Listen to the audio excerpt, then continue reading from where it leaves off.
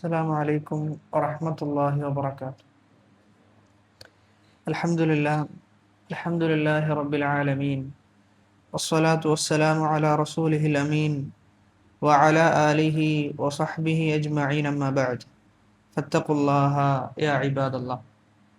അല്ലാഹു സുബ്ഹാനഹു വ തആലയുടെ നിയമങ്ങളും നിർദ്ദേശങ്ങളുമെല്ലാം ജീവിതത്തിൻ്റെ രഹസ്യ പരസ്യ മേഖലകളിൽ കാത്തു സൂക്ഷിക്കുവാൻ കഠിനമായി പരിശ്രമിക്കണേ എന്ന് സ്വന്തത്തെ മറക്കാതെ നിങ്ങൾ ഓരോരുത്തരെയും ഓർമ്മപ്പെടുത്തുകയാണ്, വസിയത്ത് ചെയ്യുകയാണ്. റബ്ബ് അനുഗ്രഹിക്കുമാറാകട്ടെ. സൂറത്തു നാസിആത്തിലെ അവസാന ചില വചനങ്ങളാണ് ഇനി വിശദീകരിക്കാനുള്ളത്. സൂറത്തു നാസിആത്തിലെ 40-ാമത്തെ ആയത്താണ് നമ്മൾ അവസാനമായി വിശദീകരിച്ചു വെച്ചത്. വഅമ്മാ മൻ ഖാഫ മഖാമ റബ്ബിഹി വനഹ അൻ-നഫ്സ അനിൽ ഹവാ. വഅമ്മാ മൻ, ആരെങ്കിലും ഒരാൾ, ഖാഫ ഭയപ്പെട്ടു, മഖാമ റബ്ബിഹി അള്ളാഹുവിൻ്റെ അടുക്കൽ അവന് നിൽക്കേണ്ടതുണ്ട്, അള്ളാഹുവിൻ്റെ അടുക്കൽ വിചാരണക്ക് വിളിക്കപ്പെടും എന്നതോർത്ത് അള്ളാഹുവിനെ ഭയപ്പെടുകയും ആ പേടി അവൻ്റെ നഫ്സിനെ തടഞ്ഞു വെച്ചു എന്നാണ്. വനഹ അൻ-നഫ്സ അവൻ്റെ നഫ്സിനെ ആ പേടി തടഞ്ഞു വെച്ചു.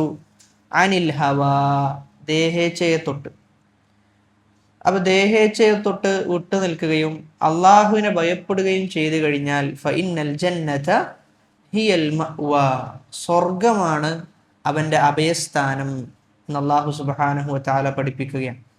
അപ്പോൾ അതിൽ അള്ളാഹുവിനെ പേടിക്കേണ്ടതിൻ്റെ അനിവാര്യത, അള്ളാഹുവിനെ പേടിച്ചു കഴിഞ്ഞാൽ ലഭിക്കുന്ന നേട്ടങ്ങൾ എന്തൊക്കെയാണ്, അള്ളാഹുവിനെ പേടിക്കേണ്ടതിൻ്റെ അനിവാര്യത എത്രത്തോളം ഉണ്ട് എന്നിങ്ങനെയുള്ള കാര്യങ്ങളെല്ലാം നമ്മൾ കഴിഞ്ഞ പല ക്ലാസ്സുകളിലായി വിശദീകരിച്ചിട്ടുണ്ട്.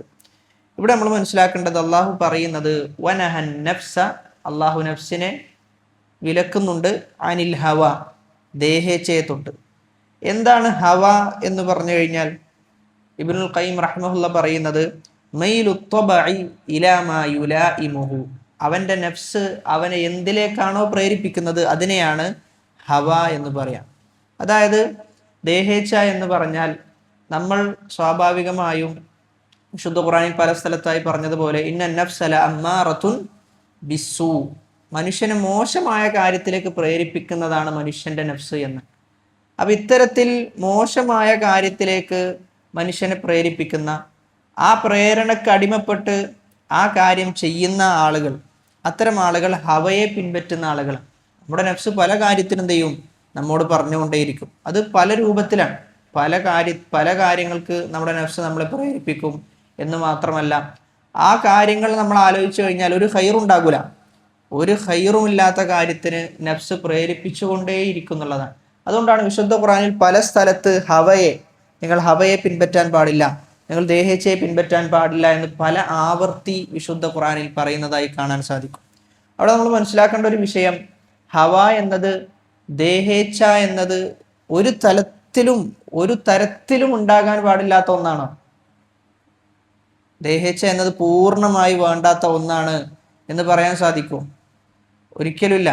അതായത് നമ്മെ തിന്നാൻ പ്രേരിപ്പിക്കുന്നത് എന്താണ്? നമ്മുടെ ഹവയാണ്.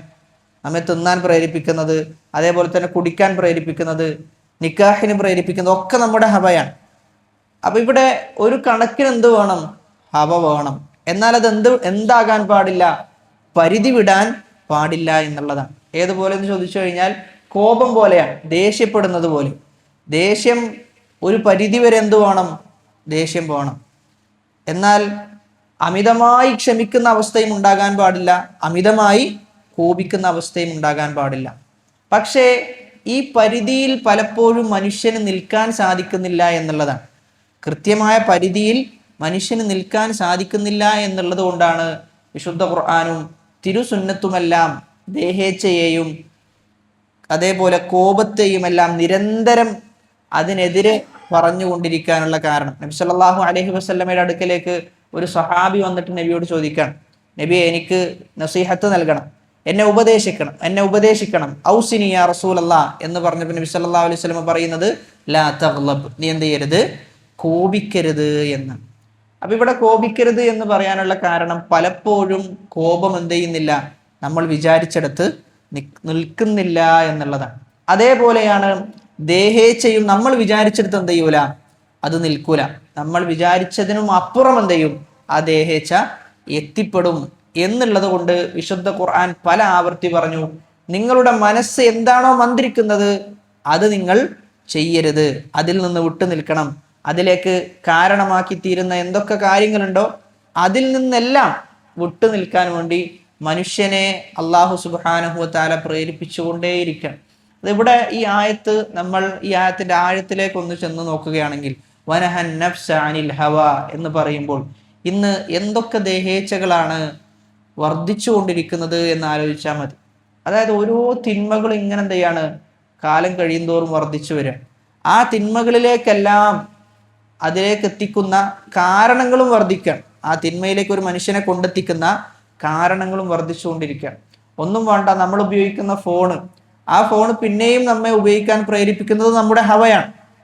ഒരാവശ്യവുമില്ല എങ്കിൽ പോലും അത് പിന്നെയും ഉപയോഗിക്കണം, പിന്നെയും തുറന്നു നോക്കണം എന്നതിന് നമ്മെ പ്രേരിപ്പിക്കുന്നത് നമ്മുടെ ഹവയാണ് എന്നാണ്. അതുകൊണ്ട് തന്നെ ഹവയെ തടഞ്ഞു വെക്കുക എന്നതാണ് സ്വർഗത്തിലേക്ക് എത്താനുള്ള ഏറ്റവും വലിയ കാരണം. സ്വർഗത്തിലേക്ക് എത്താനുള്ള ഏറ്റവും വലിയ കാരണം ഹവയെ തടഞ്ഞു വെക്കണം. സഹൽ റഹിമഹുല്ല പറയുന്നത്, തർക്കുൽ ഹവ മിഫ്താഹുൽ ജന്ന, സ്വർഗത്തിന്റെ താക്കോൽ എന്ന് പറഞ്ഞാൽ അത് ദേഹേച്ഛയെ ഒഴിവാക്കലാണ്. നമ്മുടെ മനസ്സ് പല കാര്യങ്ങളും ചെയ്യാൻ പറയും, എന്നാൽ ആ മനസ്സിനെ തടഞ്ഞു നിർത്തി അള്ളാഹു കാണുന്നുണ്ട്, അള്ളാഹു എല്ലാം മനസ്സിലാകുന്നുണ്ട് എന്ന് പറഞ്ഞ് ഏറ്റവും നല്ല രൂപത്തിലേക്ക് എന്ത് ചെയ്യണം, നമ്മുടെ ഹവയെ മാറ്റി വെക്കണം, മാറ്റി കൊണ്ടുപോകണം എന്നുള്ളതാണ്. അതേപോലെ തന്നെ അബ്ദുല്ലാഹിബിൻ മസ്ഊദ് റളിയല്ലാഹു അൻഹു പറയുന്നത്, ഒരു കാലം വരും, ആ കാലത്തിൽ മനുഷ്യന്മാരെ മുന്നോട്ട് നയിക്കുന്നത് സത്യമായിരിക്കുന്ന സത്യം മനുഷ്യനെ മുന്നോട്ട് നയിക്കും. എന്നാൽ അതേ സമയത്ത് മറ്റൊരു കാലം വരും, ആ കാലത്ത് മനുഷ്യനെ നയിക്കുക അവൻ്റെ ദേഹേച്ഛയാണെന്നാണ്. അവൻ്റെ ദേഹേച്ഛ അവന് മുന്നോട്ട് നയിക്കും. അതായത് ദേഹേച്ഛ എന്ന് പറയുമ്പോൾ പല കാര്യത്തിലും മനുഷ്യന്റെ ഇച്ഛകൾക്ക് പ്രാമുഖ്യം നൽകുന്ന അവസ്ഥ ഉണ്ടാകാറുണ്ട്. ഉദാഹരണത്തിന് ദീനിന്റെ വിഷയത്തിൽ ദേഹേച്ഛക്ക് ചില ആളുകൾ മുൻഗണന നൽകും. എങ്ങനെയാണ് ദീനിന്റെ വിഷയത്തിൽ ദേഹേച്ഛക്ക് മുൻഗണന നൽകാന്ന് ചോദിച്ചാൽ, ചില ആളുകൾ പറയും, അത് എൻ്റെ ബുദ്ധിക്ക് എന്തല്ല, എൻ്റെ ബുദ്ധിക്ക് യോജിക്കുന്നതല്ല, എൻ്റെ ബുദ്ധി തേടുന്നത് മറ്റൊരു കാര്യമാണ്, അത് വളരെ പ്രകടമായി തന്നെ ബുദ്ധിക്കെതിരാണ് എന്നൊക്കെ ചില ആളുകൾ പറയുന്നത് കാണാം. അതൊക്കെ സ്വന്തം ഇച്ഛകൾ എന്ത് ചെയ്യാണ്, മുൻഗണന നൽകുന്നതിന് ഉദാഹരണമാണ്. അള്ളാഹു പറഞ്ഞതാണ്, റസൂല് പറഞ്ഞതാണ് എന്ന് ബോധ്യപ്പെട്ട് കഴിഞ്ഞാൽ പിന്നെ അവിടെ നമ്മുടെ ഇച്ഛയെ അതിലേക്ക് തിരിച്ചുവിടുക എന്നുള്ളതാണ്. അത് സ്വീകരിക്കാൻ വേണ്ടി എങ്ങനെയാണോ അത് നമുക്ക് സ്വീകരിക്കാൻ സാധിക്കുക, അതിലേക്ക് നമ്മുടെ ദേഹേച്ഛയെ തിരിച്ചുവിടണം. അതല്ലാതെ അത് സ്വീകരിക്കാൻ ഒരുപാട് കാരണങ്ങൾ, അത് സ്വീകരിക്കാതിരിക്കാനുള്ള ഒരുപാട് കാരണങ്ങൾ ചില ആളുകൾ എന്ത് ചെയ്യും, നിരത്തും. അതൊക്കെ അവൻ്റെ ഇച്ഛകൾ എന്ത് ചെയ്യാണ്, അവനോട് ഇങ്ങനെ പറഞ്ഞുകൊണ്ടേയിരിക്കാൻ. എന്നാൽ അതേ ഇച്ഛകൾ എന്ത് ചെയ്യും, മനുഷ്യന്മാർ അത് ആ ഇച്ഛകളെ അംഗീകരിക്കുകയും സ്വീകരിക്കുകയും അത് അവൻ്റെ വിശ്വാസമായി കൊണ്ടു നടക്കുകയും ചെയ്യുന്നുണ്ട് എന്നുള്ളതാണ്. അതോടൊപ്പം തന്നെ ചില ആളുകൾ, ചില പണ്ഡിതന്മാർ അവരുടെ ഇച്ഛകൾക്കനുസരിച്ച് എന്ത് ചെയ്യും, ഫത്വകൾ പറയും, അവരുടെ ഇച്ഛകൾക്കനുസരിച്ച് ഉത്തരങ്ങൾ പറയും. കാരണം അവരെ സംബന്ധിച്ചിടത്തോളം അവരുടെ ആദർശം എന്ത് ചെയ്യേണ്ടതുണ്ട്, ജനങ്ങൾക്ക് മുമ്പാകെ വ്യക്തമാക്കി കൊടുക്കണം. അവരുടെ ആദർശം അത് തെറ്റാണെങ്കിൽ പോലും അത് സത്യമാണ് എന്ന നിലക്ക് ജനങ്ങൾക്ക് ബോധ്യപ്പെടുത്തി കൊടുക്കണം. അതിനുവേണ്ടി എന്ത് ചെയ്യും, അവക്കനുസരിച്ച് ദീനിന് യാതൊരു പ്രാധാന്യവും കൊടുക്കാതെ, ദീനിന്റെ യാതൊരു പിൻബലവും ഇല്ലാതെ ചില ആളുകൾ ഫത്വ കൊടുക്കും. അള്ളാഹു സുബ്ഹാനഹു വ തആലയോടല്ലാതെ മറ്റുള്ള ആളുകൾക്ക് പ്രാർത്ഥന നൽകാൻ പാടുണ്ടോ, അവർക്ക് ഇബാദത്ത് ചെയ്യാൻ പാടുണ്ടോ എന്നൊക്കെ പറഞ്ഞു കഴിഞ്ഞാൽ ഒരു വിഭാഗം ആളുകൾ പറയും, അതിലൊന്നും യാതൊരു കുഴപ്പമില്ല, അങ്ങനൊക്കെ ചെയ്യാം, അങ്ങനൊക്കെ ചെയ്ത ആളുകളുണ്ട് എന്ന് പറഞ്ഞ് ഉത്തരം പറയും. അപ്പൊ ഇങ്ങനെ ഉത്തരം പറയാൻ അവരെ പ്രേരിപ്പിക്കുന്നത് എന്താണ്, അവരുടെ ദേഹേച്ഛയാണ്. അപ്പൊ ദേഹേച്ഛ നമ്മൾ പരിശോധിച്ചു കഴിഞ്ഞാൽ പല മേഖലകളിലും ഈ ദേഹേച്ഛക്ക് ബന്ധമുണ്ട് എന്ന് നമ്മൾ മനസ്സിലാക്കണം. അതുകൊണ്ട് എപ്പോഴും നമ്മളൊരു കാര്യം ചെയ്യുന്ന സമയത്ത് ഇത് അള്ളാഹു തൃപ്തിപ്പെടുന്നതാണോ, ഇത് നബി സല്ലല്ലാഹു അലൈഹി വസല്ലമ പറഞ്ഞതിന് എതിരാകുന്നുണ്ടോ എന്ന ഒരു ആലോചന നമുക്ക് എപ്പോഴും ഉണ്ടാകേണ്ടതുണ്ട്. പല മേഖലകളിലും പ്രത്യേകിച്ചും കച്ചവട മേഖലകളിലൊക്കെ നമ്മുടെ ഇച്ഛകൾ, ആ ഇച്ഛകൾക്ക് മുൻതൂക്കം നൽകുന്ന ഒരവസ്ഥാവിശേഷം ഒരിക്കലും ഉണ്ടാകാൻ പാടില്ല എന്നാണ്. ഒരിക്കലും ഉണ്ടാകാൻ പാടില്ല. നമ്മെ സംബന്ധിച്ചിടത്തോളം എന്താണോ അള്ളാഹു പറയുന്നത്, എന്താണോ റസൂല് പറയുന്നത്, അവിടെ നിൽക്കണം. അതിനപ്പുറം പോയി കഴിഞ്ഞാൽ, നമ്മുടെ ഇച്ഛയെ പിൻപറ്റി പോയി കഴിഞ്ഞാൽ അത് നരകത്തിലേക്കുള്ള പോക്കാണ്. സ്വർഗത്തിലേക്കുള്ള താക്കോലാണ് ദേഹേച്ഛയെ ഒഴിവാക്കുക എന്ന് പറയുമ്പോൾ, ആ ദേഹേച്ഛയെ സ്വീകരിക്കൽ എന്തിലേക്കുള്ള താക്കോലാണ്? നരകത്തിലേക്കുള്ള താക്കോലാണ്. സൂറത്തുൽ മുത്തഫിഫീനിൽ അല്ലാഹു സുബ്ഹാനഹു വ തആല പറയുന്നത് വൈലുൻ ലിൽ മുത്തഫിഫീൻ അല്ലദീന ഇദക്താലു അലൻ നാസി യസ്തൗഫൂൻ വഇദാ കാലൂഹും ഔ വസനൂഹും യുഖ്സിറൂൻ അലാ യദുന്നു ഉലൈക അന്നഹും മബ്ഊസൂൻ ലിയൗമിൻ അദീം യൗമ യഖൂമുൻ നാസു ലിറബ്ബിൽ ആലമീൻ. അല്ലാഹു ഒരു കൂട്ടർക്ക് നാശം എന്ന് പറയാം. ആർക്കാണ് നാശം? അളവിലും തൂക്കത്തിലും കൃത്രിമം വരുത്തുന്ന ആളുകൾക്ക് നാശം. എന്നിട്ട് അവരെ കുറിച്ച് പറയാണ്, അവർക്ക് കിട്ടാനുള്ള ബാധ്യതയാണെങ്കിൽ അവരെന്ത് ചെയ്യും? അവരത് ചോദിച്ചു വാങ്ങും. അവർ മുഴുവനും ചോദിച്ചു വാങ്ങും, അവർക്ക് കിട്ടാനുള്ളതാണെങ്കിൽ. ഇനി അവർക്ക് കൊടുക്കാനുള്ളതാണെങ്കിലോ അവരെന്ത് ചെയ്യൂല? അത് പൂർണ്ണമായി കൊടുക്കുകയുമില്ല. എന്തെങ്കിലും ഇളവുകൾ കണ്ടെത്താൻ, അത് കൊടുക്കാതിരിക്കാനുള്ള കാരണങ്ങൾ കണ്ടെത്താൻ എല്ലാം അവര് പരിശ്രമിച്ചുകൊണ്ടേയിരിക്കും. എന്നിട്ട് അള്ളാഹു അവരെ ഭയപ്പെടുത്താണ്. ലിയൗമിൻ അലീം, ഒരു വമ്പിച്ച ഒരു ദിവസം വരാനുണ്ട് എന്നാണ്. ഒരു വമ്പിച്ച ഒരു ദിവസം വരാനുണ്ട്, അവർ അള്ളാഹുവിലേക്ക് മടക്കപ്പെടും. എന്നിട്ട് അള്ളാഹു പറയാണ്, ആ വമ്പിച്ച ദിവസം വരാനുണ്ട്, ആ വമ്പിച്ച ദിവസത്തിൽ അള്ളാഹുവിന്റെ മുന്നിൽ നിൽക്കേണ്ടതുണ്ട് എന്നതിനെ അവർ ഭയപ്പെടുന്നില്ലേ എന്ന് അള്ളാഹു സുബ്ഹാനഹു വ തആല ചോദിക്കുകയാണ്. അപ്പൊ അവിടെ അളവിലും തൂക്കത്തിലും കൃത്രിമം വരുത്തുക എന്ന് പറയുമ്പോൾ അത് പല രൂപത്തിലുണ്ട്. പല രൂപത്തിൽ അളവിലും തൂക്കത്തിലും കൃത്രിമം വരുത്തലുണ്ടാകുന്ന റസൂലുള്ളാഹി സ്വല്ലല്ലാഹു അലൈഹി വസല്ലമ പറഞ്ഞു, നിങ്ങളുടെ കീഴിൽ ജോലി ചെയ്യുന്ന ജോലിക്കാരൻ, ആ ജോലിക്കാരന്റെ ശമ്പളം അവന്റെ വിയർപ്പ് വറ്റുന്നതിന് മുമ്പ് എന്ത് ചെയ്യണം? കൊടുത്തു തീർക്കണം എന്ന് പറയുന്നുണ്ട്. അപ്പൊ അവിടെ നമ്മൾ മനസ്സിലാക്കേണ്ട ഒരു വിഷയം, അവിടെ അവന് നമ്മൾ നൽകുന്ന ശമ്പളം എന്നത് അവന്റെ അവകാശമാണോ അതല്ല നമ്മുടെ ഔദാര്യമാണോ? അവന്റെ അവകാശമാണ്. പക്ഷേ അവൻ കൃത്യസമയത്ത് ചോദിച്ചു കഴിഞ്ഞാൽ നമ്മുടെ പെരുമാറ്റം എന്തായിരിക്കും? നമ്മൾ തിരിച്ചു പറയുന്ന നമ്മൾ പ്രതികരിക്കുന്ന പ്രതികരണങ്ങൾ എങ്ങനെയായിരിക്കും? പണത്തിന് വേണ്ടി ജോലി ചെയ്യുന്നവനാണ് എന്നൊക്കെ പറഞ്ഞ് എന്തൊക്കെയാണോ നമുക്ക് അവനെ കുറിച്ച് മോശമായത് കണ്ടത് അതൊക്കെ എന്ത് ചെയ്യും? അവിടെ നമ്മൾ നിരത്തും എന്നുള്ളതാണ്. അപ്പൊ അവിടെ നമ്മൾ മനസ്സിലാക്കേണ്ട ഒരു വിഷയം, അത് അവന്റെ അവകാശമാണ്, അവന് ലഭിക്കേണ്ട അവകാശമാണത്. നമ്മുടെ ദേഹേച്ഛ മൂലം നമുക്ക് എന്ത് ചെയ്യാൻ പറ്റൂല? അവന്റെ അവകാശത്തെ അനിക്കാൻ ഒരിക്കലും സാധിക്കുകയില്ല എന്നാണ്. അതുകൊണ്ട് നമ്മൾ ആ ദിവസം എന്ത് ചെയ്യണം? എപ്പോഴാണോ ശമ്പളം കൊടുക്കേണ്ടത് ആ ദിവസം കൃത്യമായി നമ്മൾ ശമ്പളം കൊടുത്ത് തീർക്കണം എന്നുള്ളതാണ്. അതുകൊണ്ട് തന്നെ മുതലാളിമാരെ സംബന്ധിച്ചിടത്തോളം വളരെ വലിയ സൂക്ഷ്മത ഇത്തരം വിഷയത്തിൽ പുലർത്തേണ്ടതുണ്ട്. ഒരു ദിവസം കഴിഞ്ഞാൽ അല്ലെങ്കിൽ 2 ദിവസം കഴിഞ്ഞാൽ നമ്മൾ അങ്ങോട്ട് പോയിട്ട് എന്ത് ചെയ്യണം? പറയണം, 2-3 ദിവസം ലേറ്റ് ആകും, കുറച്ചൊരു ബുദ്ധിമുട്ടുണ്ട് എന്ന് നമ്മൾ അങ്ങോട്ട് പോയിട്ട് എന്ത് ചെയ്യണം? പറയണം. കാരണം അത് അവന്റെ അവകാശമാണ്, അവന് കൃത്യസമയത്ത് ലഭിക്കേണ്ട ഒന്നാണ്. അത് നമ്മൾ വൈകിപ്പിക്കുകയാണ് ചെയ്യുന്നത്. അതുകൊണ്ട് തന്നെ വളരെ വലിയ സൂക്ഷ്മത അതിൽ ഉണ്ടാകണം. അല്ലെങ്കിൽ അള്ളാഹുവിന്റെ മുമ്പിൽ എന്ത് ചെയ്യേണ്ടതുണ്ട്? നമ്മൾ ചോദ്യത്തിന് വിധേയമാകുന്നതാണ്. അതാണ് ആ ആയത്തിൽ പറഞ്ഞത്, യൗമ യഖൂമുൻ നാസു ലിറബ്ബിൽ ആലമീൻ. ലോകരക്ഷിതാവിന്റെ മുമ്പിൽ, റബ്ബിന്റെ മുന്നിൽ നിൽക്കുന്ന ഒരു ദിവസമുണ്ട്, ആ ദിവസത്തെ അവൻ ഭയപ്പെടുന്നില്ലേ എന്നാണ്. ആ ദിവസത്തിന്റെ ഭയാനകത എന്താ? ആ ദിവസത്തിൽ ചില മുഫസ്സിരിങ്ങളൊക്കെ പറയുന്നത് 40 വർഷം എന്നാണ്. 40 വർഷം അള്ളാഹുവിന്റെ മുന്നിൽ എന്താണ് അള്ളാഹു വിധിക്കുക എന്ന് ആലോചിച്ചെന്ത് ചെയ്യും? ഒരു നിർത്താണ് എന്നാണ്.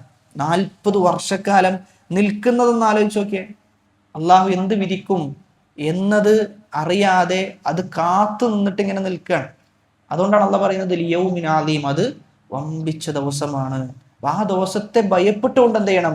നിങ്ങൾ കൊടുക്കാനുള്ള ബാധ്യതകളെല്ലാം കൊടുത്തു തീർക്കണം. ഒരിക്കലും എന്ത് ചെയ്യാൻ പാടില്ല? അത് വൈകിപ്പിക്കാൻ പാടില്ല എന്നാണ് പറയുന്നത്. അതുകൊണ്ട് തന്നെ അവിടെ നമ്മൾ നമ്മുടെ കീഴിലുള്ള ജോലിക്കാരെ സംബന്ധിച്ചിടത്തോളം നമ്മൾ കൃത്യമായിട്ട് എന്ത് ചെയ്യണം? അവർക്ക് കൊടുക്കേണ്ട ശമ്പളം കൊടുക്കണം. അതല്ലാതെ നമ്മുടെ ദേഹേച്ഛയെ പിൻപറ്റി അതിങ്ങനെ വൈകിപ്പിച്ച്, അത് കുറേ വൈകിപ്പിക്കുന്ന ആളുകളുണ്ട്, കൊടുക്കാതിരിക്കുന്ന ആളുകളുണ്ട്. അതൊക്കെ ഏതിന്റെ ഗണത്തിലാ പെടുക? അളവിലും തൂക്കത്തിലും കൃത്രിമം വരുത്തുന്ന ആ ഗണത്തിലാണ് അതിനെ ഉൾപ്പെടുത്താൻ സാധിക്കുക. അതേ സമയത്ത് ഇതിന് ഒരുപാട് രൂപങ്ങളുണ്ട്. കുട്ടികളുടെ ഫീസ് കൊടുക്കുന്ന വിഷയവുമായി ബന്ധപ്പെട്ട് അത് അവർക്ക് ലഭിക്കേണ്ട അവകാശമാണ്. നമ്മുടെ ഔദാര്യമാണോ? നമ്മുടെ കുട്ടി പഠിക്കുന്ന ഫീസ് നമ്മൾ കൊടുക്കുന്നു എന്നത് നമ്മുടെ ഔദാര്യമാണോ? അല്ല, അത് അവരുടെ അവകാശമാണ്, അവർക്ക് കിട്ടേണ്ടതാണ്. എന്നാൽ അതേ സമയത്ത് നമ്മുടെ ഫോണിലേക്ക് നിരന്തരം ഫീസുമായി ബന്ധപ്പെട്ട മെസ്സേജ് വന്നാലോ? ഇതിന് മാത്രമേ നേരമുള്ളൂ, കൃത്യമായി പഠിപ്പിക്കുന്നില്ല, കൃത്യമായി കാര്യങ്ങളൊന്നും ശ്രദ്ധിക്കുന്നില്ല, എന്നാൽ ഫീസിന്റെ വിഷയത്തുമ്പോൾ വളരെ കൃത്യത ഇവർക്കുണ്ട് എന്ന് നമ്മൾ എന്ത് ചെയ്യും? പറയും എന്നുള്ളതാണ്. അത് നമ്മുടെ ദേഹിച്ച് എന്ത് ചെയ്യാണ്? നമ്മളിങ്ങനെ പറയാൻ വേണ്ടി പ്രേരിപ്പിക്കുകയാണ്. എന്നാൽ അത് നമ്മൾ എന്താ ചെയ്യേണ്ടത്? നമ്മൾ വളരെ പോസിറ്റീവായിട്ട് അതിനെ നമുക്ക് കാണാൻ പറ്റും. സ്വാഭാവികമായിട്ടും അവരുടെ കീഴിൽ ഒരുപാട് ജോലിക്കാരുണ്ട്. അവർക്ക് ഈ ജോലിക്കാർക്കെല്ലാം കൃത്യമായി ശമ്പളം കൊടുക്കണം. ആ കൃത്യമായി ശമ്പളം കൊടുക്കണമെങ്കിൽ എന്ത് ചെയ്യണം? കൃത്യമായി അവർക്ക് കുട്ടികളിൽ നിന്ന് ഫീസ് ലഭിക്കണം. പക്ഷെ ആ ഫീസ് ലഭിക്കുന്നതിൽ കൃത്യത നഷ്ടപ്പെട്ടു കഴിഞ്ഞാൽ സ്വാഭാവികമായിട്ടും പിന്നീട് ഉണ്ടാകുന്നത് എന്താ? അവരുടെ കീഴിലുള്ള ജോലിക്കാർക്ക് കൊടുക്കേണ്ട ശമ്പളത്തിൽ അവർക്ക് വീഴ്ച വരും, അതിലവർക്ക് ബുദ്ധിമുട്ടുണ്ടാകും. അതുകൊണ്ട് തന്നെ അത് നമ്മുടെ ഔദാര്യമല്ല, നമ്മുടെ അവകാശമായിട്ടാണ് മനസ്സിലാക്കേണ്ടത്. പല സ്കൂളുകളിലെയും ആളുകൾ പറയുന്നത് അവർക്ക് സ്കൂൾ മുന്നോട്ട് കൊണ്ടുപോകാൻ അവരെ പ്രയാസപ്പെടുത്തുന്ന വിഷയം ഇതാണ്. പല ആളുകളും എന്ത് ചെയ്യുന്നില്ല? കൃത്യമായി ഫീസ് കൊടുക്കുന്നില്ല. അതിൽ ഇങ്ങനെ ഇളവുകൾ പറഞ്ഞ്, അതിൽ ദാരിദ്ര്യത്തിന്റെ അവസ്ഥകളൊക്കെ പറഞ്ഞ് അതിൽ നിന്ന് ഇങ്ങനെ പിന്മാറാൻ വേണ്ടിയുള്ള എല്ലാ കളികളും എന്ത് ചെയ്യാണ്? പല മാതാപിതാക്കളും കളിച്ചുകൊണ്ടിരിക്കുകയാണ്. അവിടെ നമ്മൾ മനസ്സിലാക്കേണ്ടത് ഇത് അള്ളാഹുവിന്റെ മുന്നിൽ ബോധ്യപ്പെടുത്തേണ്ട ഒരു വിഷയമാണ്. അള്ളാഹുവിന്റെ മുന്നിൽ ബോധ്യപ്പെടുത്തേണ്ട കണക്കുകളാണ്. അപ്പൊ അത് ഭയപ്പെട്ടുകൊണ്ട് നമുക്ക് സാധിക്കുന്ന സ്കൂളിൽ എന്ത് ചെയ്യാം? നമ്മുടെ കുട്ടികളെ ചേർക്കുക എന്നുള്ളതാണ്. അതല്ലാതെ ഭാരിച്ച ഉത്തരവാദിത്തങ്ങളുള്ള സ്കൂളിലേക്ക് ചേർത്ത് അത് നമുക്ക് വീട്ടാനും സാധിക്കുന്നില്ല എങ്കിൽ അത് അള്ളാഹുവിന്റെ അടുക്കൽ വലിയ ഉത്തരവാദിത്തമായി പിന്നീട് മാറും. പിന്നീട് അത് നമ്മൾ നമ്മുടെ ചുമലിൽ താങ്ങേണ്ടി വരും എന്നുള്ളതാണ്. അള്ളാഹിന്റെ മുമ്പിൽ എന്ത് ചെയ്യണം? കൃത്യമായി അതിന് കണക്കുകൾ ബോധിപ്പിക്കണം എന്നുള്ളതാണ്. അതുകൊണ്ട് ഏത് വിഷയത്തിലും പരിശോധിച്ചു കഴിഞ്ഞാൽ പലയിടത്തും ഇതിൽ വളരെ വലിയ അനാസ്ഥ നമുക്ക് കാണാൻ സാധിക്കും. ഉദാഹരണത്തിന് ജിമ്മിന് പോകുന്ന യുവാക്കളുണ്ട്. അവരെ സംബന്ധിച്ചിടത്തോളം പല ആളുകളും എന്ത് ചെയ്യാറില്ല? ഫീസ് കൊടുക്കാറില്ല. ഇങ്ങനെ പോകും, ഒരു മാസം പോകും, അടുത്ത മാസം പോകും. ചോദിച്ചു കഴിഞ്ഞാൽ അവിടെയുള്ള ട്രെയിനർ ഉണ്ടാവും, ഓനെ കുറിച്ച് കുറേ കുറ്റം പറയും. ഓൻ കളിപ്പിക്കുന്നില്ല, ഓൻ കൃത്യമായി ശ്രദ്ധിക്കണില്ല, പിന്നെ എന്തിനാ ഇപ്പൊ ഫീസ് കൊടുക്കുന്നത്? 2 മാസം പോയതിന്റെ കണക്ക് എന്തില്ല, ഓനക്ക് ഒന്നും പറയാനില്ല ആ വിഷയത്തിൽ. അപ്പൊ അത് നമ്മൾ മനസ്സിലാക്കണം. ഒരു ദിവസം പോലും എന്ത് ചെയ്യാൻ പാടില്ല? വൈകാൻ പാടില്ല എന്നുള്ളതാണ്. ഒരു ദിവസം പോലും, അതായത് 30 ആയിക്കഴിഞ്ഞാൽ നമ്മൾ അടുത്ത മാസത്തെ ഫീസ് എന്ത് ചെയ്യണം? വളരെ കൃത്യമായി കൊടുക്കണം. അവിടെ നമ്മളാണ് മാതൃക കാണിക്കേണ്ട ആളുകൾ. നമ്മൾ കൃത്യമായി ആ വിഷയത്തിൽ മാതൃക കാണിക്കണം, പ്രത്യേകിച്ചും തൗഹീദുള്ള ആളുകൾ. കാരണം അള്ളാഹുവിനെ ഏറ്റവും കൂടുതൽ മനസ്സിലാക്കുകയും അള്ളാഹുവിനെ ഭയപ്പെടുകയും ചെയ്യേണ്ടത് നമ്മളാണ്.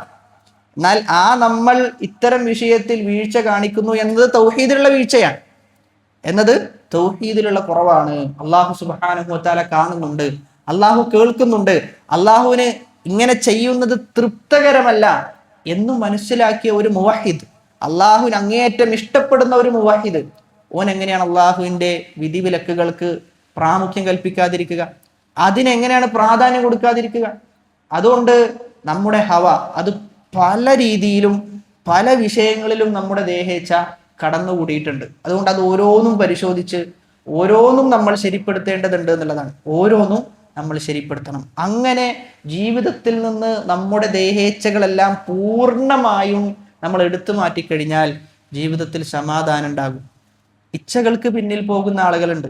അവരിങ്ങനെ ഓരോ ഇച്ഛകൾക്ക് പിന്നിൽ ഇങ്ങനെ പോയിക്കൊണ്ടേയിരിക്കുകയാണ്.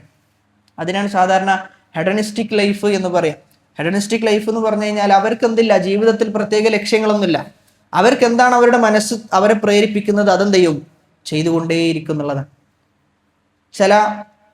നമ്മുടെ ചില സ്റ്റേറ്റിലൊക്കെ, ഇന്ത്യയിൽ തന്നെ ചില സ്റ്റേറ്റുകളിലൊക്കെ അത്തരം വിശ്വാസങ്ങൾ വെച്ച് പുലർത്തുന്ന ആളുകളുണ്ട്. അതായത് ജീവിതം എന്ന് പറഞ്ഞു കഴിഞ്ഞാൽ എന്താണ് അവർക്ക് തോന്നുന്നത്, അവരുടെ നഫ്സിന് എന്താണോ ഇഷ്ടമായി തോന്നുന്നത് അതൊക്കെ ചെയ്ത് ജീവിക്കുക എന്നുള്ളതാണ് ജീവിതത്തിന്റെ യഥാർത്ഥ ലക്ഷ്യം എന്നാണ് പറയുന്നത്. അങ്ങനെ ജീവിച്ച ഒരു മനുഷ്യൻ, അതായത് എന്താണോ അദ്ദേഹത്തിന്റെ മനസ്സ് അദ്ദേഹത്തെ പ്രേരിപ്പിക്കുന്നത് അതൊക്കെ ചെയ്ത് ജീവിച്ച് മരിക്കാൻ കിടക്കുന്ന നേരത്ത് അദ്ദേഹത്തോട് ചോദിച്ചു എന്നാണ്, എന്താണ് നിങ്ങൾക്ക് നിങ്ങളുടെ ജീവിതത്തെക്കുറിച്ച് പറയാനുള്ളത്? അതായത് എല്ലാ ഹറാമുകളും കള്ള് മുതൽ പെണ്ണ് വരെയുള്ള എല്ലാ ഹറാമുകളും സമയമോ കാലമോ ഒരു വ്യത്യാസവും ഇല്ലാതെ ചെയ്തുകൊണ്ടിരുന്ന ഒരു മനുഷ്യൻ, ആ മനുഷ്യനോട് ചോദിച്ചു, എന്താണ് നിങ്ങൾക്ക് നിങ്ങളുടെ ജീവിതത്തെക്കുറിച്ച് പറയാനുള്ളത് എന്ന് പറഞ്ഞപ്പോൾ അദ്ദേഹം കരയാണ്. അദ്ദേഹം പറയുന്നത്, ഞാനൊന്നും ചെയ്തിട്ടില്ല, നേടിയിട്ടില്ല എന്നാണ് അദ്ദേഹം പറയുന്നത്. അതുകൊണ്ട് ദേഹേച്ഛയുടെ പിന്നിൽ പോയി കഴിഞ്ഞാൽ ആ സമയത്ത് എന്ത് ചെയ്യും? ചില ചെറിയ ആസ്വാദനങ്ങൾ ലഭിക്കും എന്നതിലുപരി ഒന്നും ചെയ്യൂല, ലഭിക്കുകയില്ല എന്നാണ്. യഥാർത്ഥ ആസ്വാദനത്തിലേക്ക് നമ്മൾ എത്തണമെങ്കിൽ അത് ദീനിലേക്ക് തന്നെ എന്ത് ചെയ്യണം? എത്തണം. ഇത് ദീനിന്റെ യഥാർത്ഥമായ അറിവിലേക്ക് എത്തുകയും ആ അറിവനുസരിച്ച് ജീവിതത്തെ ക്രമീകരിക്കുകയും ചെയ്യുമ്പോഴാണ് നമ്മുടെ ജീവിതം അർത്ഥവത്താകുക, നമ്മുടെ ജീവിതം ആസ്വാദനമുള്ളതാവുക, നമ്മുടെ ജീവിതം വളരെ സുന്ദരമാകുന്നത് ആ ഒരു സന്ദർഭത്തിലാണ്. അതാണ് ഇസ്ലാമിലേക്ക് കടന്നു വന്ന ഒരു വ്യക്തി പറയുന്നത്. അദ്ദേഹം ഇസ്ലാമിലേക്ക് കടന്നു വരുന്നത് ഒരുപാട് കടമ്പകൾ കഴിഞ്ഞുകൊണ്ടാണ്. അതായത് ഒരുപാട് പ്രയാസങ്ങൾ സഹിച്ചു. അദ്ദേഹം ചെയ്തിരുന്ന ഹറാമായ കച്ചവടങ്ങളെല്ലാം ഒഴിവാക്കി അദ്ദേഹം ഇസ്ലാമിലേക്ക് കടന്നു വരികയാണ്.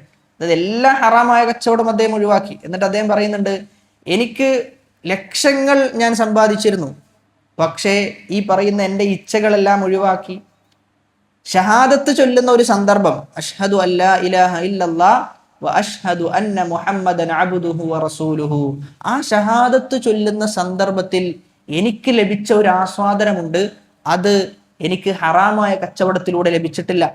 അത് ഞാൻ ഇതുവരെ ജീവിച്ച ജീവിതത്തിൽ എനിക്ക് ഒരു നിലക്കും അങ്ങനെയുള്ള ഒരു ആസ്വാദനം ലഭിച്ചിട്ടില്ല എന്നാണ്. മറിച്ച് ഷഹാദത്ത് ചൊല്ലുമ്പോൾ എനിക്ക് ലഭിച്ച ആസ്വാദനം അത് വാക്കുകൾക്ക് അതീതമാണ്, അതിന് വല്ലാത്തൊരു ഭംഗിയുണ്ട് എന്ന് അദ്ദേഹം രേഖപ്പെടുത്തുന്നുണ്ട്.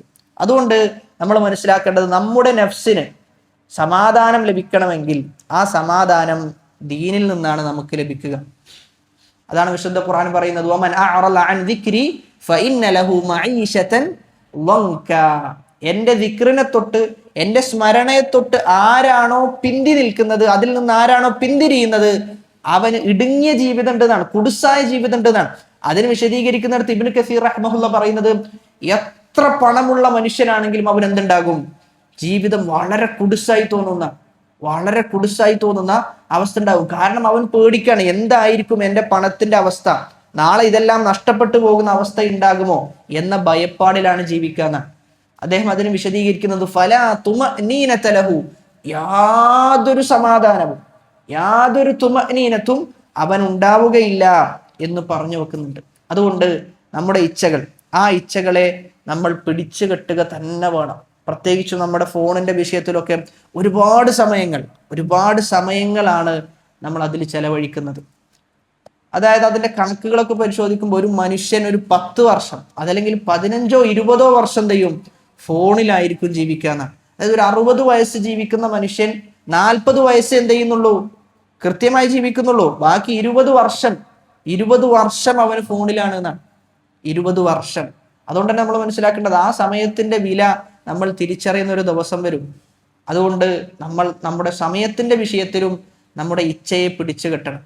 പ്രത്യേകിച്ചും സമയത്തിന് പലപ്പോഴും യാതൊരു വിലയും നൽകാത്ത ഒരു കാലഘട്ടത്തിലാണ് നമ്മൾ ജീവിക്കുന്നത്. സമയത്തിന് എന്തില്ല, ഒരു വിലയും കൽപ്പിക്കുന്നില്ല എന്നുള്ളതാണ്.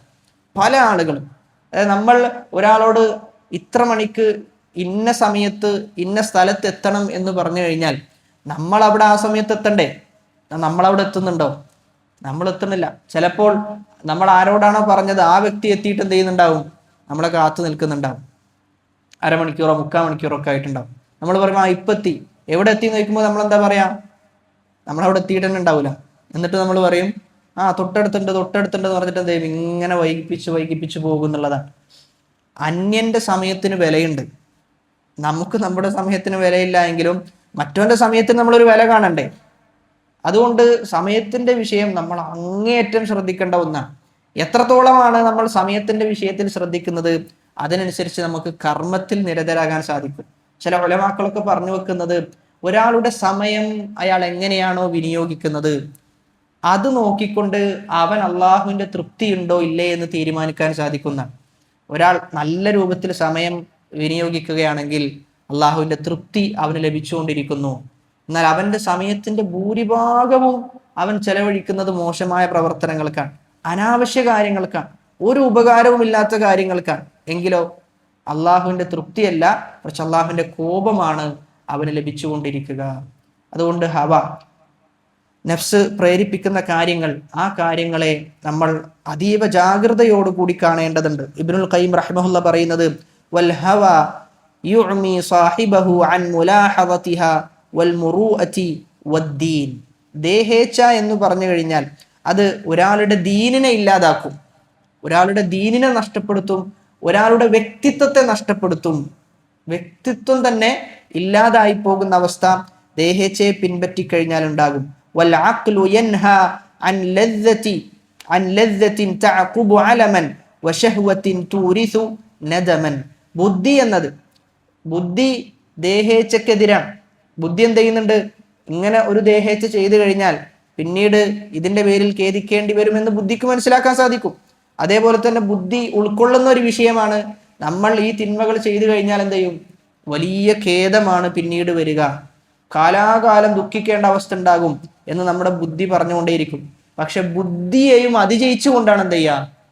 ദേഹേച്ഛ വിജയിക്കുന്ന അവസ്ഥ ഉണ്ടാവുക.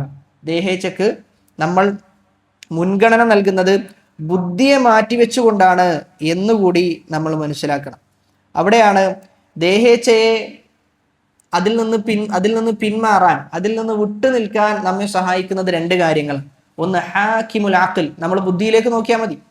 നമ്മെ ഒരു തിന്മയിലേക്ക് നമ്മുടെ മനസ്സ് മാടി വിളിക്കുകയാണ്, ഇന്ന തിന്മ ചെയ്യണം, ആരുമില്ല എന്നൊക്കെ പറഞ്ഞ് തിന്മ നമ്മെ അള്ളാഹുവിനെ ധിക്കരിക്കാൻ ക്ഷണിക്കുമ്പോൾ അവിടെ നമ്മൾ മനസ്സിലാക്കേണ്ട എന്താ? നമ്മുടെ ബുദ്ധിയോട് ഒരു ചോദ്യം ചോദിച്ചാൽ മതി. ബുദ്ധി എന്താ പറയുന്നത് ആ സമയത്ത്? ഇത് ചെയ്തു കഴിഞ്ഞാൽ എന്ത് ചെയ്യും? അള്ളാഹുവിൻ്റെ ഇഷ്ടം നഷ്ടപ്പെടും, ജനങ്ങൾക്കിടയിലുള്ളതിൻ്റെ സ്ഥാനം ഇല്ലാതാകും, ഒന്നും വേണ്ട, ഒരുപാട് ഖേദം എന്ത് ചെയ്യും ഇതുമൂലം നീ അനുഭവിക്കേണ്ടി വരും. അതുമാത്രമല്ല, ചിലപ്പോൾ ഈ തിന്മക്ക് അടിമപ്പെട്ട് പിന്നെയും ഈ തിന്മ ആവർത്തിച്ച് അങ്ങനെ ആ തിന്മയിൽ ജീവിച്ച് അവസാനം ആ തിന്മയിലായി തന്നെ മരിക്കുന്ന അവസ്ഥ ഉണ്ടാകും. ഇതൊക്കെ നമ്മുടെ ബുദ്ധി പറയുന്നുണ്ടാകും. എങ്കിലും ചിലപ്പോൾ ചില ആളുകൾ എന്ത് ചെയ്യും? അവർ ബുദ്ധി അതിജയിച്ചുകൊണ്ട് ആ തിന്മ ചെയ്യും. അതുകൊണ്ട് നമ്മൾ നമ്മുടെ ബുദ്ധിയിൽ നിൽക്കണം എന്നുള്ളതാണ് ആ വിഷയത്തിൽ ഒന്നാമത്തേത്. നമ്മുടെ ബുദ്ധി അവിടെ പറയുക ചെയ്യരുത് എന്നാണ്. അതുകൊണ്ട് നമ്മൾ ആലോചിച്ചാൽ മതി, ആ സമയത്ത് നമ്മൾ ഒരു നിമിഷം നിന്ന് ആലോചിച്ചാൽ മതി, ഈ തിന്മ ചെയ്യലാണോ നല്ലത്, അതല്ല സ്വർഗമാണോ നല്ലത് എന്ന ഒറ്റൊരു ആലോചന ഉണ്ടായിക്കഴിഞ്ഞാൽ ആ തിന്മയിൽ നിന്ന് നമുക്ക് വിട്ടു നിൽക്കാൻ സാധിക്കും. രണ്ടാമത്തത് ഹാക്കിമുദ്ദീൻ, ദീനിന് എന്താണ് അവിടെ പറയാനുള്ളത് എന്ന്.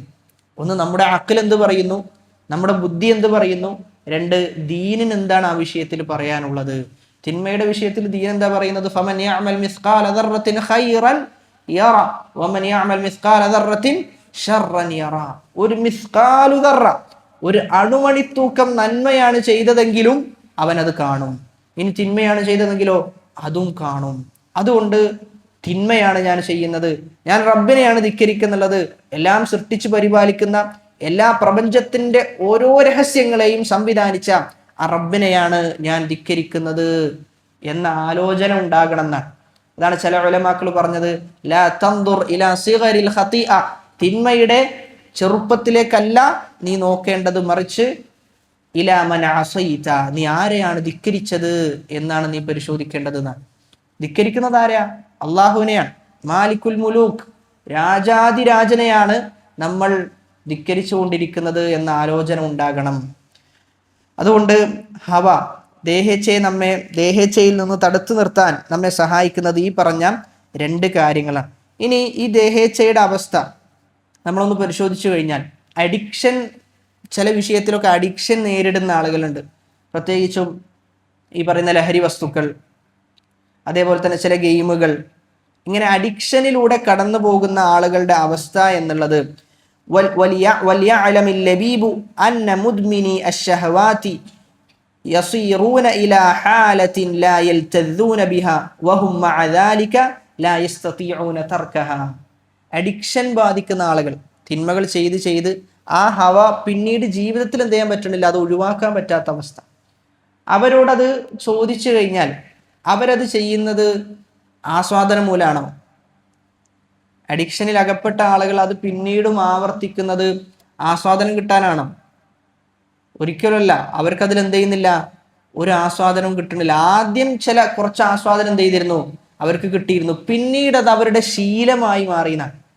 പിന്നീട് അത് അവർ ചെയ്യുന്നുണ്ടാകും, പക്ഷെ എന്നാലും അവരുടെ മനസ്സെന്താ പറയാ, ഇത് ഒഴിവാക്കണം എന്നാണ്, ഇത് ഒഴിവാക്കണം. പക്ഷെ എന്ത് ചെയ്യാൻ പറ്റണില്ല, ഒഴിവാക്കാൻ പറ്റണില്ല.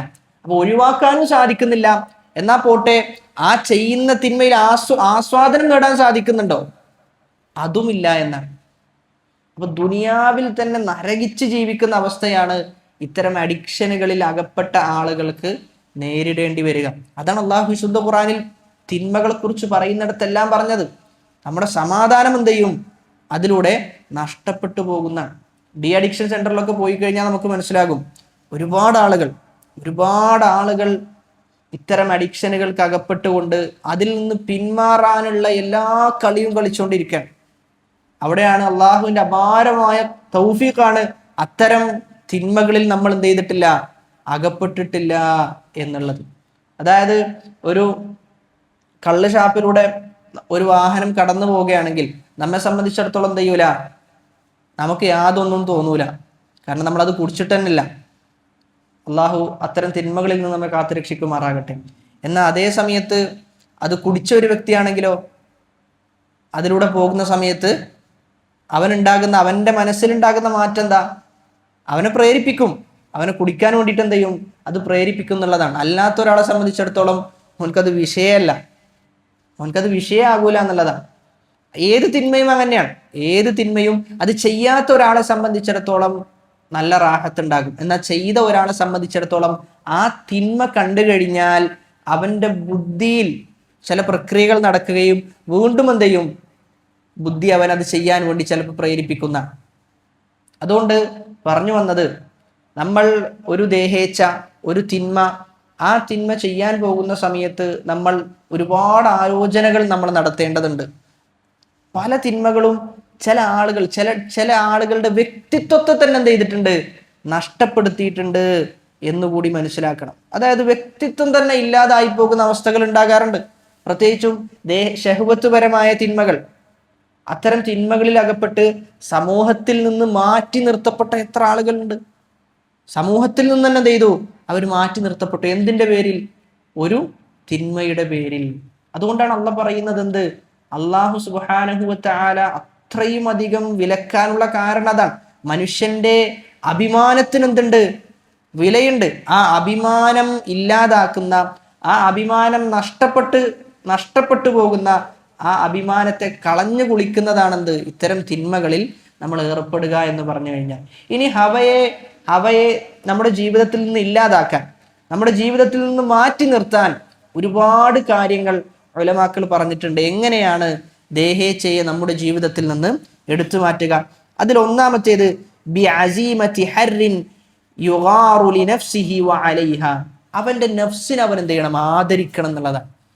ദൃഢമായ തീരുമാനം ഉണ്ടാകണം, ഞാൻ അത് ചെയ്യുകയില്ല. അപ്പൊ ദൃഢമായ തീരുമാനം എന്ന് പറയുമ്പോൾ ആ തീരുമാനത്തിന് സഹായകരമാകുന്ന എന്തൊക്കെ കാരണങ്ങളുണ്ടോ അതെല്ലാം ചെയ്യണം. ചില ആളുകൾ തൗബ ചെയ്യും, ചില തിന്മകൾ ചെയ്തു കഴിഞ്ഞാൽ തൗബ ചെയ്യും. പക്ഷേ ചില തിന്മകൾക്ക് തൗബ മാത്രം മതിയാകും. അള്ളാഹുവിൻ്റെ അടുക്കൽ എന്ത് ചെയ്യും? തൗബ മാത്രം മതിയാകും. പക്ഷെ ആ തിന്മ വീണ്ടും ആവർത്തിക്കാതിരിക്കാൻ എന്ത് ചെയ്യേണ്ടതുണ്ട്? ചില കാരണങ്ങൾ കൂടി നമ്മൾ സ്വീകരിക്കേണ്ടതുണ്ട് എന്നാണ്. ആ കാരണങ്ങൾ കൂടി സ്വീകരിച്ച് മുന്നോട്ട് പോകുമ്പോഴാണ് എന്ത് ചെയ്യുക? ആ തൗബ നമുക്ക് ഉപകരിക്കുക. അതല്ലെങ്കിൽ വീണ്ടും എന്ത് ചെയ്യും? ആ തിന്മ വരും. അതായത് ഒരു തിന്മ ചെയ്ത് ആ തിന്മയിൽ അകപ്പെട്ട് കഴിഞ്ഞാൽ പിന്നീട് ആ തിന്മയിൽ നിന്ന് പുറത്തു വരിക എന്നത് ശ്രമകരമാണ്, ഭയങ്കര പ്രയാസമാണ്, വളരെ വലിയ പ്രയാസം നമ്മൾ നേരിടേണ്ടി വരും.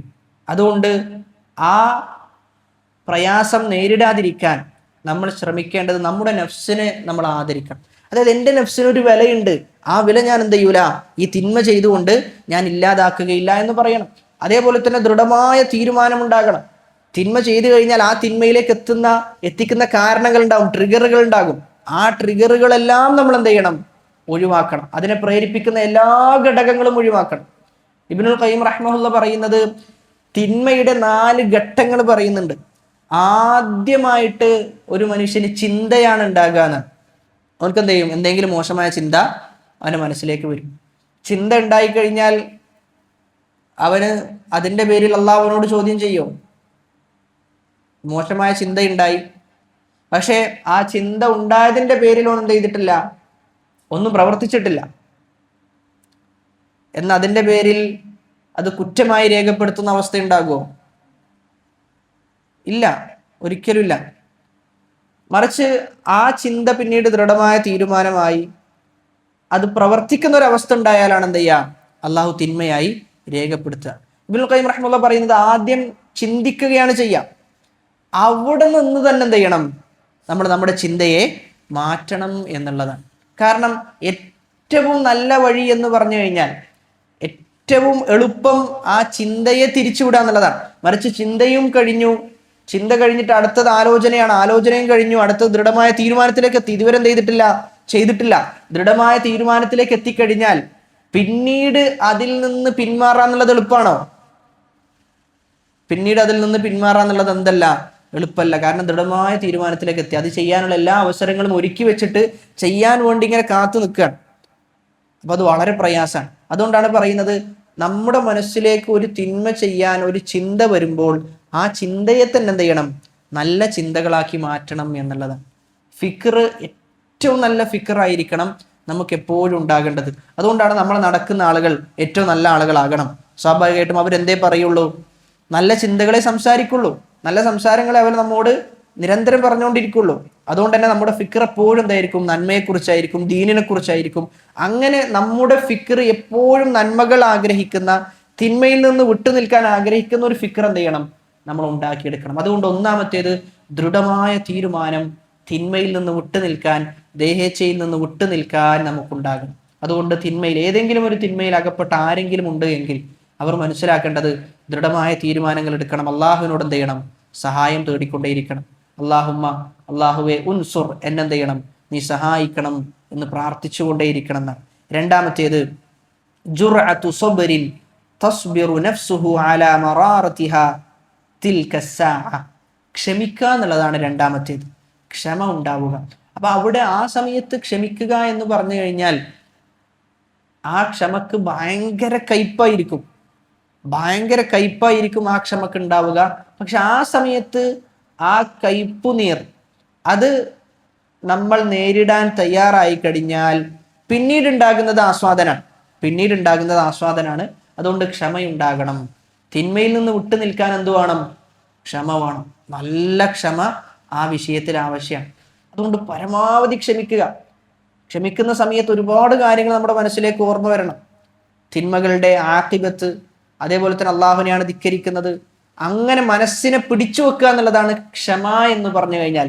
ഹബ്സുൻ നഫ്സ്, സബ്ർ എന്ന് പറഞ്ഞാൽ എന്താ, മനസ്സിനെ പിടിച്ചു വെക്കലാണ്. മൂന്നാമത്തേത് ഖുവ്വത്തു നഫ്സിൻ തുശജ്ജിഉഹു അലാ ശുർബി തിൽകൽ ജുർഅ വശുജാഅതു കുല്ലുഹാ സബ്റു സാഅത്തിൻ വഖൈറു ഐശിൻ അദ്റകഹുൽ അബ്ദു ബിസബ്രിഹി. ഷുജാഅത്ത് ഉണ്ടാകണം എന്നാണ്, നല്ല ശക്തി ഉണ്ടാകണം ആ തിന്മയെ, ദേഹേച്ഛയെ നേരിടാൻ. സബ്റു സാഅ, ഒരു 5 മിനിറ്റ് ക്ഷമിച്ചാൽ മതി. തിന്മയുടെ വിഷയത്തിൽ ഒരു 5 മിനിറ്റ് ക്ഷമിച്ചാൽ നമുക്ക് എന്ത് ചെയ്യാൻ പറ്റും, ആ തിന്മയിൽ നിന്ന് വിട്ടു നിൽക്കാൻ സാധിക്കും. ഒരടിമ ആസ്വദിക്കുന്ന ഏറ്റവും നല്ല ആസ്വാദനം എന്ന് പറഞ്ഞു കഴിഞ്ഞാൽ ആ ക്ഷമയാണ്. അത്തരം ക്ഷമകളാണ് അവനെ സംബന്ധിച്ചിടത്തോളം ഏറ്റവും നല്ല ജീവിതത്തിന് സഹായിക്കുക. നാലാമത്തേത് മുലാഹളതുഹു ഹുസ്ന മൗഖിഇൽ ആഖിബ വശിഫാഉ ബിതിൽകൽ ജുർഅ. നാലാമത്തേത് തിന്മയുടെ പര്യവസാനാണ്. തിന്മ ചെയ്തു കഴിഞ്ഞാൽ പിന്നീട് ഉണ്ടാകാൻ പോകുന്നത് വളരെ വലിയ മോശമായ, നമ്മൾ ഒരിക്കലും ആഗ്രഹിക്കാത്ത രൂപത്തിലുള്ള പര്യവസാനം എന്ത് ചെയ്യും, ആ തിന്മയിലൂടെ ഉണ്ടാകും. ഒരു മോഷണക്കാരൻ എന്തെങ്കിലും മോഷ്ടിച്ചു, ആ മോഷ്ടിക്കുന്ന സമയത്ത് അവന്റെ നഫ്സ് എന്ത് ചെയ്യണം, അവനെ മോഷ്ടിക്കാൻ പ്രേരിപ്പിക്കാൻ. അങ്ങനെ പ്രേരിപ്പിച്ചു, അവൻ മോഷ്ടിച്ചു. പിന്നീട് ഉണ്ടാകുന്നത് എന്താ, അവൻ പിടിക്കപ്പെട്ടാൽ ഉണ്ടാകുന്നത് എന്താ, അവന്റെ അഭിമാനം എന്ത് ചെയ്തു, ആളുകളുടെ മുമ്പിൽ പിച്ചു ചീന്തപ്പെട്ടു എന്നുള്ളതാണ്. അവന്റെ അഭിമാനം എല്ലാം കളഞ്ഞു കുളിക്കപ്പെടുന്ന അവസ്ഥ ഉണ്ടായി. അതുകൊണ്ട് തിന്മ ചെയ്യുന്ന സമയത്ത് അതിന്റെ ആഖിബത്ത് എന്ത് ചെയ്യണം, നമ്മൾ ആലോചിക്കണം എന്നുള്ളതാണ്. ഇത് ചെയ്താൽ പിന്നീട് എന്താണ് ഉണ്ടാകാൻ പോകുക, ദുനിയാവിൽ തന്നെ എന്ത് ചെയ്യും, നമ്മൾ നിന്ദ്യരായി പോകും.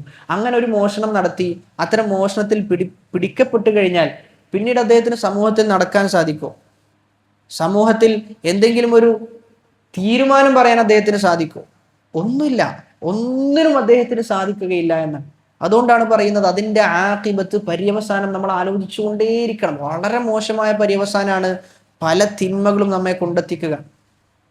ഒരു സഹോദരനെ കുറിച്ച് പറയുന്നത്, ആ സഹോദരൻ അദ്ദേഹം യൂണിവേഴ്സിറ്റി പഠനകാലത്ത് സ്ത്രീകളുമായി ബന്ധപ്പെട്ട ഒരു തിന്മയിൽ എന്ത് ചെയ്തു, അകപ്പെട്ടു. എന്നാൽ ആ തിന്മയിൽ നിന്നെല്ലാം എന്ത് ചെയ്തു, പൂർണ്ണമായും തൗബ ചെയ്തു മടങ്ങി ആ ഒരു ജീവിതം തന്നെ ഉപേക്ഷിച്ചു. പിന്നീട് ഏറ്റവും നല്ല ജീവിതം അദ്ദേഹം ജീവിച്ചുകൊണ്ടിരിക്കുകയാണ്. അങ്ങനെ ജീവിച്ചുകൊണ്ടിരിക്കുന്ന സമയത്ത് ഒരു ഭാര്യയുണ്ട്. അങ്ങനെ പ്രസവത്തിന്റെ സന്ദർഭം, ഭാര്യയുമായി ബന്ധപ്പെട്ടുള്ള വേറൊരു വിഷയം, ഭാര്യയുമായി ബന്ധപ്പെട്ടുള്ള വേറൊരു പ്രശ്നങ്ങൾ ഉടലെടുക്കുകയാണ്. ഹോസ്പിറ്റലിലേക്ക് പോകുന്ന സമയത്ത് ഡോക്ടർ പറഞ്ഞു എയ്ഡ്സ് ആണെന്ന് പറഞ്ഞു എന്നാണ്. മുമ്പുണ്ടായ ബന്ധത്തിൽ എന്തോ ഒരു പിശകുണ്ടായിട്ടുണ്ട്, എയ്ഡ്സ് ഉണ്ട് എന്ന് പറഞ്ഞു. എയ്ഡ്സ് ഉണ്ടായിക്കഴിഞ്ഞാൽ സ്വാഭാവികമായിട്ട് എന്ത് സംഭവിച്ചിട്ടുണ്ട്, ഭാര്യയിലേക്ക് എത്തിയിട്ടുണ്ട്. ഇനി എന്ത് ചെയ്യും, കുട്ടിയിലേക്കും എത്തും. കുട്ടിയിലേക്ക് എത്താതിരിക്കാനുള്ള പണിയാണ് എന്ത് ചെയ്യുന്നത്, ഇപ്പൊ അവര് എടുത്തുകൊണ്ടിരിക്കുന്നത് എന്നുള്ളതാണ്. അതായത് അവർ രണ്ടുപേരും നരകിച്ച് ജീവിക്കാൻ. കാരണം രണ്ടാളുകളുടെ ജീവിതം എന്ത് ചെയ്തു, അവസാനിച്ചു എന്ന് നമുക്ക് എന്ത് ചെയ്യാൻ പറ്റും, പറയാൻ പറ്റും. അപ്പൊ എന്തുകൊണ്ടാണത്? ഒരു തിന്മ, അന്ന് ആ തിന്മയുടെ ആഖിബത്ത് അവർ ആലോചിച്ചിട്ടില്ല. അന്ന് ആ തിന്മ ചെയ്തു കഴിഞ്ഞാൽ എന്താണ് ഉണ്ടാകാൻ പോകുന്ന പര്യവസാനം എന്ന് ആലോചിച്ചിട്ടേ ഇല്ല. പക്ഷെ ഉണ്ടായതോ, ഒരിക്കലും താങ്ങാൻ സാധിക്കാത്ത വളരെ വലിയ വേദനയാണ് ആ തിന്മ ഉണ്ടാക്കിയത്. അതുകൊണ്ട് പല തിന്മകളും ബാക്കി വെക്കുക കാലാകാലമുള്ള ഖേദങ്ങളാണ്, എന്നും ഖേദിക്കേണ്ട അവസ്ഥകളാണ്, ആളുകളുടെ മുമ്പിൽ നിന്ദ്യരായി നടക്കേണ്ട അവസ്ഥയാണ്, അള്ളാഹുവിൻ്റെ തൃപ്തി നമ്മിൽ നിന്ന് എടുത്തു മാറ്റപ്പെടുന്ന അവസ്ഥയാണ്. അതുകൊണ്ട് തന്നെ മനസ്സിലാക്കേണ്ട വിഷയം, നിരന്തരം അള്ളാഹുവിനെ സൂക്ഷിച്ച് ജീവിക്കുവാനും ഇത്തരം ദേഹേച്ഛകളിൽ നിന്ന് പിന്മാറി നിൽക്കുവാനും അള്ളാഹുവിൻ്റെ സഹായം അനിവാര്യമാണ്. അള്ളാഹുവിൻ്റെ സഹായം വളരെ അനിവാര്യമാണ്. അതോടൊപ്പം നല്ല ഒരു സമൂഹവും നല്ല കൂട്ടുകെട്ടുമെല്ലാം ഉണ്ട് എങ്കിൽ പല തിന്മകളിൽ നിന്നും നമുക്ക് വിട്ടു നിൽക്കാൻ സാധിക്കും. അള്ളാഹു സുബ്ഹാനഹു വ തആല തിന്മകളിൽ നിന്ന് പൂർണ്ണമായി വിട്ടു നിൽക്കുന്ന അവൻ്റെ യഥാർത്ഥ അടിമകളുടെ കൂട്ടത്തിൽ നമ്മെ ഉൾപ്പെടുത്തി അനുഗ്രഹിക്കുമാറാകട്ടെ. നമ്മിൽ നിന്ന് വന്ന ചെറുതും വലുതുമായ എല്ലാ പാപങ്ങൾ അള്ളാഹു പുറത്തു മാപ്പാക്കി നൽകുമാറാകട്ടെ. മരിക്കുന്ന നേരത്ത് ലാ ഇലാഹ ഇല്ലല്ലാ എന്ന കലിമത്തു തൗഹീദ് ഉച്ചരിച്ച് മരിക്കാനുള്ള തൗഫീഖ് പ്രദാനം ചെയ്യുമാറാകട്ടെ. ഒരു തിന്മയിലും അകപ്പെടാതെ അള്ളാഹുവിൻ്റെ തൃപ്തി മാത്രം കാംക്ഷിച്ചുകൊണ്ട് ഏറ്റവും നല്ല ജീവിതം ജീവിക്കുവാനും എല്ലാ തിന്മയിൽ നിന്ന് വിട്ടുനിന്നുകൊണ്ട് മരിക്കുന്ന നേരത്ത് പൂർണ്ണ തൗബ ചെയ്തുകൊണ്ട് മരിക്കുവാൻ അള്ളാഹു സുബ്ഹാനഹു വ തആല നമുക്ക് ഏവർക്കും തൗഫീഖ് പ്രദാനം ചെയ്യുമാറാകട്ടെ. اللهم اغفر للمؤمنين والمؤمنات والمسلمين والمسلمات الأحياء منهم والأموات إنك مجيب الدعوات ويا قاضي الحاجات. ربنا آتنا في الدنيا حسنة وفي الآخرة حسنة وقنا عذاب النار. آمين آمين برحمتك يا أرحم الراحمين. سبحانك اللهم وبحمدك أشهد أن لا إله إلا أنت أستغفرك وأتوب إليك. والسلام عليكم ورحمة الله وبركاته.